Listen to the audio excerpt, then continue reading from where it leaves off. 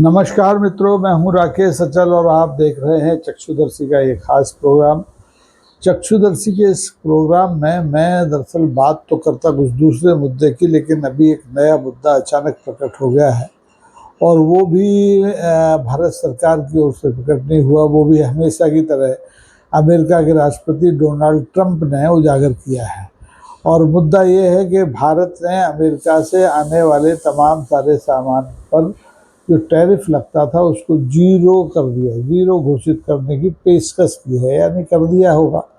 लेकिन भारत की सरकार ने अपने देश की जनता को ये नहीं बताया कि जब एक तरफ अमेरिका भारत पर 25% टैरिफ, 25% जुर्माना यानी 50% के करीब ये टैरिफ लगाए हुए है, तब उसे ये अचानक इतनी बड़ी छूट, इतनी बड़ी रियायत देने की पेशकश क्यों कर दी गई। अब इस बारे में दरअसल क्या है कि हमारे यहाँ सवाल पूछने की परंपरा है नहीं। हमारी प्रेस पत्रकारों से, हमारे जो पत्रकार साथी हैं वो प्रधानमंत्री से सवाल कर नहीं सकते, गृह मंत्री इसमें बोलेंगे नहीं, उद्योग मंत्री का आता पता नहीं, हो सकता है उन्हें पता ही ना हो कि ये पेशकश कर दी गई है। लेकिन पेशकश कर दी गई है और खुद राष्ट्रपति डोनाल्ड ट्रंप साहब ने अपने सोशल अकाउंट पर इसकी जानकारी दी है। लेकिन उन्होंने अफसोस जाहिर किया है कि भारत ने ये पेशकश करने में बहुत देर कर दी, बहुत देर कर दी। कहा वर्षा जब कृषि सुखानी, यानी जब इसकी ज़रूरत थी, जब ये डील हो सकती थी, तब भारत की सरकार मुंह ऐंठ कर बैठी रही, संवाद ही नहीं किया अमेरिका से। अमेरिका के राष्ट्रपति ने कई अवसर दिए कि भाई बातचीत करो, डील कर लो, लेकिन डील नहीं हुई। भारत अड़ा रहा, अपनी जिद पर अड़ा रहा और नतीजा ये हुआ कि अमेरिका ने अपनी तरफ से भारत के ऊपर 25% टैरिफ और 25% जुर्माना लगा दिया। ये प्राइमरी सैंक्शन की जैसे है। आने वाले दिनों में ये और भी बढ़ सकता है। बढ़ने की आशंका इसलिए बनी हुई है कि भारत ने बजाय अमेरिका से संवाद करने के एक हाथ अपना चीन के कंधे पर रख दिया है, दूसरा हाथ अपना रूस के कंधे पर रख दिया है। और जो अभी चीन में एससीओ की बैठक हुई है उसमें भारत ने कोशिश की है कि दोनों का उसे, चीन का और रूस का, खूब समर्थन मिले और जिसके सहारे कि वो अमेरिका की इस चुनौती को, टैरिफ बार की चुनौती को झेल ले, उसका सामना कर ले। लेकिन क्या ये इतना आसान काम है? क्या डोनाल्ड ट्रंप को मनाना या उनकी धमकियों का मुकाबला कर पाना रूस और चीन की मदद से भारत के लिए आसान होगा? ये बड़ा दिलचस्प मामला है। अब दिलचस्प इसलिए हो गया है कि इधर अमेरिका एक तरफ लगातार भारत की पोल पट्टी खोलता चला जा रहा है, भारत की यानी भारत सरकार की, कि रूस से सस्ता तेल ले रहा है, अपने देश की जनता को उसकी जो जो कीमतें हैं उसका लाभ नहीं दे रहा है और सारा लाभ जो है वो कुछ धन्ना सेठों के पास जा रहा है। बाद में ट्रंप साहब के सलाहकार हैं, उन्होंने भी ये कह दिया कि अरे इसमें तो ब्राह्मण यानी उच्च वर्ग के लोग इसमें शामिल हैं मुनाफाखोरी में। तो इस तरीके से ट्रंप कोई मौका नहीं छोड़ रहे, जबकि वो भारत के ऊपर एक ना एक लांछन लगाते रहे हैं। शुरुआत तभी से होती है 10 मई से, जब भारत ने हमारे पाकिस्तान के खिलाफ ऑपरेशन सिंदूर किया। 7 तारीख को किया, 10 को सीज फायर हुआ, लेकिन सीज फायर की घोषणा पहले ट्रंप साहब ने की। सीज फायर हो गया, चलिए, उसके बारे में सरकार ने कभी कुछ नहीं कहा। संसद में भी जब इस मुद्दे पर विचार विमर्श हुआ, बहस हुई, तो सरकार ने अमेरिका का न नाम लिया और न डोनाल्ड ट्रंप का नाम लिया। बस ये कहा कि किसी विदेशी ताकत के कहने पर हमने सीज फायर नहीं किया। लेकिन सरकार के इस उत्तर से ना हमारे देश की जनता उस समय मुतमईन थी, ना आज मुतमईन है। और इस प्रसंग के बाद आप देखिए कि वो जो टैरिफ का कांड हो गया, अमेरिका ने चीन के ऊपर भी इसी तरह से टैरिफ लादा था, इसी तरह से दूसरे देशों पर भी लादा था। लेकिन सबसे डील हो गई, सबसे बातचीत हो गई, कुछ न कुछ बार्गेनिंग हो गई, सौदेबाजी हो गई। लेकिन भारत के साथ ये नहीं हो पाया।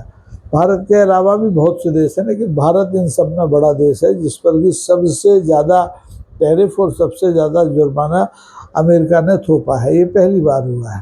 पहले भी 1971 में और बाद में 1998 में वाजपेयी जी के समय में और उधर इंदिरा जी के समय में भी अमेरिका ने भारत को आंखें दिखाई थी, लेकिन भारत ने उसका अपने ढंग से जवाब दिया था।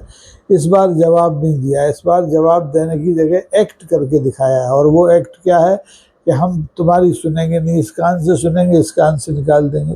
तुम खूब चिल्लाते रहो, खूब कहते रहो कि रूस से तेल लेना बंद करो, हम नहीं करेंगे। हमने नहीं किया। उल्टे हम रूस और चीन के साथ जाकर के एससीओ की बैठक में एक मंच पर बैठ गए। लेकिन ये एक मंच पर बैठना फ़ायदेमंद है या नुकसानदेह है, ये आने वाले दिन में पता चलेगा। क्योंकि जिस मंच पर आप रूस और चीन के साथ बैठे थे, उसी मंच पर भारत का दुश्मन नंबर 1 पाकिस्तान का भी प्रधान वहाँ बैठा हुआ था। आपकी उससे वहाँ भी दुआ सलाम हुई। आप वहाँ उससे मुँह नहीं हट पाए। आप चीन से ये नहीं कह पाए कि इस डाइस पर हमारे दुश्मन नहीं बैठेंगे, वो दुश्मन जो आतंकवाद फैलाने के आरोपी हैं। लेकिन इतना साहस भारत में शायद अभी तो नहीं है।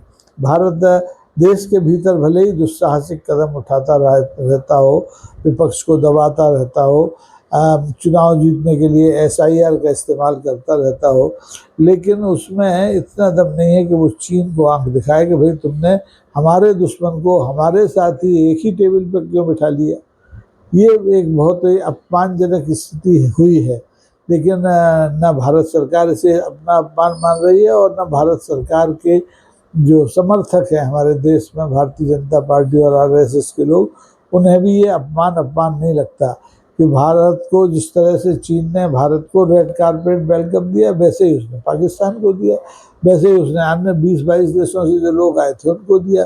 तो भारत को स्पेशल क्या मिला? कुछ नहीं मिला। भारत को स्पेशल कुछ मिल जाता और यह एक स्पष्ट संदेश इस एससीओ की बैठक के बाद जारी होता कि हम सब माने 24 देश जो वहाँ एससीओ में थे, चीन और रूस के समेत, वो सब मिलकर के अमेरिका का सामना करेंगे, अमेरिका के टैरिफ बार का सामना करेंगे। लेकिन ऐसा कोई प्रस्ताव तो मेरी समझ में पारित हुआ नहीं इस एससीओ की बैठक के बाद। यानी जैसे गए थे वैसे वापस भी आ गए लोग, लेके कुछ नहीं आए। और सिर्फ चीन के एक तरह से चीन ने भारत का इस्तेमाल, भारत की मौजूदगी का इस्तेमाल कर लिया अमेरिका के खिलाफ। रूस ने भारत का इस्तेमाल कर लिया अमेरिका के खिलाफ। लेकिन भारत इसका इस्तेमाल शायद अपने पक्ष में नहीं कर पाया, अमेरिका के खिलाफ भी नहीं कर पाया। और अब जब ये पता चल रहा है देश की जनता को कि भारत की सरकार इतनी उदार है कि लगातार टैरिफ और लगातार जुर्माने के थोपे जाने के बाद भी अमेरिका को वो जो वहाँ से अमेरिका के लिए जो निर्यात होता है उस पर अपना टैरिफ 0 करने के लिए तैयार है। अरे भाई क्यों करने के लिए तैयार है? क्या ज़रूरत है? मत भेजिए 1 आध साल अमेरिका अपना माल, दुनिया इतनी बड़ी पड़ी है, ढूंढ लीजिए दूसरे बाजार। लेकिन इतना साहस नहीं है। आप भारत का न तो अमेरिका से निर्यात बंद कर सकते हैं और न वहाँ से आने वाला आयात कम कर सकते हैं। लेकिन आयात अपने आप जो है प्रभावित हो रहा है, निर्यात अपने आप प्रभावित हो रहा है टैरिफ बार से। अब जब अमेरिका जाने वाला माल जो है, चाहे वो कपड़ा हो, चाहे वो मछली हो, चाहे वो जेवरात हो, चाहे और कोई भी चीज़ें हों, पेट्रोलियम पदार्थ हों, चाहे इलेक्ट्रॉनिक्स हों, ये सब अगर टैरिफ की चपेट में आएंगे तो फिर इनको कौन खरीदेगा अमेरिका में? ये तो महंगे हो जाएंगे वहाँ जा कर के। और आपने जो 0 किया है इसका कोई बहुत ज़्यादा असर अमेरिका पर पड़ने वाला नहीं है। अमेरिका संपन्न राष्ट्र है, हालांकि वहाँ भी महंगाई की मार है, वहाँ की जनता भी इससे प्रताड़ित है। लेकिन अमेरिका में शायद अभी वहाँ की अर्थव्यवस्था में, वहाँ के लोगों की पॉकेट में इतना पैसा है कि वो किसी भी प्रतिबंध का मुकाबला कर ले। लेकिन कोई प्रतिबंध लगाए तो सही। यहाँ तो प्रतिबंध लगाने की जगह उल्टी छूट दी जा रही है। ये तो तब अच्छा लगता कि आप अमेरिका को शून्य टैरिफ करते, तब अच्छा लगता है जब अमेरिका भी आपका जो 25% उसने लगाया है, जो जुर्माना 25% लगाया है, उसको समाप्त करने की घोषणा कर देता। लेकिन अमेरिका ने अभी तक ऐसी कोई घोषणा नहीं की है, बल्कि अमेरिका के राष्ट्रपति डोनाल्ड ट्रंप साहब ने सीधे सीधे कहा है कि भारत ने जो भी निर्णय लिया है वो निर्णय लेने में देर कर दी है। जब देर हो गई है तो हो गई है, अब देर का खामियाजा भी भारत को भुगतना पड़ेगा, भारत की गरीब जनता को भुगतना पड़ेगा, भारत के गरीब कामगारों को, मेहनतकशों को भुगतना पड़ेगा। लेकिन इसका जो एक तरह से बोझ है, अप्रत्यक्ष रूप से इसका जो पाप लगने वाला है वो हमारी भारत सरकार को ही लगने वाला है। और वो इसलिए लगने वाला है कि भारत सरकार ने देश की जनता की रक्षा नहीं की, उसके हितों की रक्षा नहीं की, देश की संप्रभुता की रक्षा नहीं की, और देश को भरोसे में नहीं दिया। सबसे बड़ी बात है, आधे से ज़्यादा देश इस समय, आपको याद है, SIR के मुद्दे पर सड़कों पर है, लड़ रहा है। लोकसभा में प्रतिपक्ष के नेता ने कहा है कि अभी तो उन्होंने जो महादेवपुरा था वहाँ की गड़बड़ियों को, वोट चोरी को उजागर करने के लिए एक छोटा सा परमाणु फोड़ा था, लेकिन आने वाले दिनों में वो अब एक हाइड्रोजन बम फोड़ेंगे। जाहिर है कि ये हाइड्रोजन बम, इसकी जो मारक क्षमता है वो परमाणु बम के मुकाबले ज़्यादा होगी।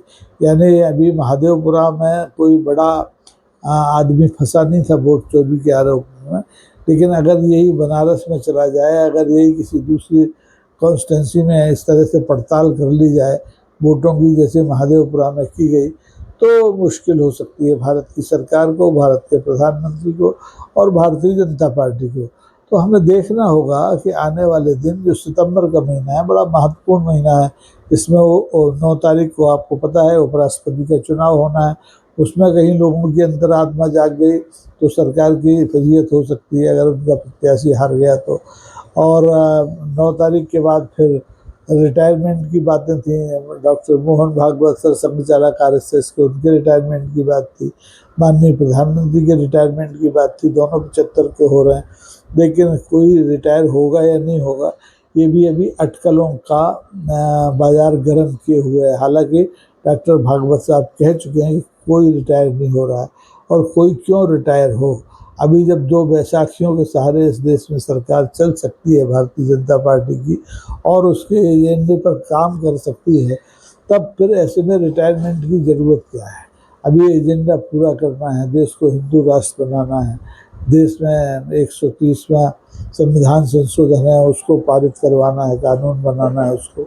JPC को गया है, अब वहाँ जब JPC की बैठकें होंगी तब फिर देखेंगे तमाशा, फिर देखेंगे कि क्या संसद जैसी तस्वीरें JPC की बैठक में भी होती हैं, जैसे कि वक्फ बोर्ड कानून को लेकर के हिंदी लोगों ने, सदस्यों ने अध्यक्ष पर पानी की बोतलें फेंकी, ऐसे आरोप लगे थे। तो तमाशे जारी हैं, और ये तमाशों का अंत इस साल के अंत तक तो होने वाला नहीं है।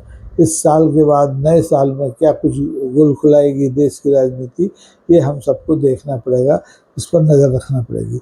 आज के लिए बस इतना ही। अगर आपको ये एपिसोड अच्छा लगे तो इसको कृपा करके लाइक कीजिए, लाइक से ज़्यादा शेयर कीजिए, और शेयर से भी ज़्यादा सब्सक्राइब कीजिए। तब कुछ कल्याण हो सकता है इस देश का, हमारा और आप सभी मित्रों का। बहुत बहुत धन्यवाद। नमस्कार। जय हिंद।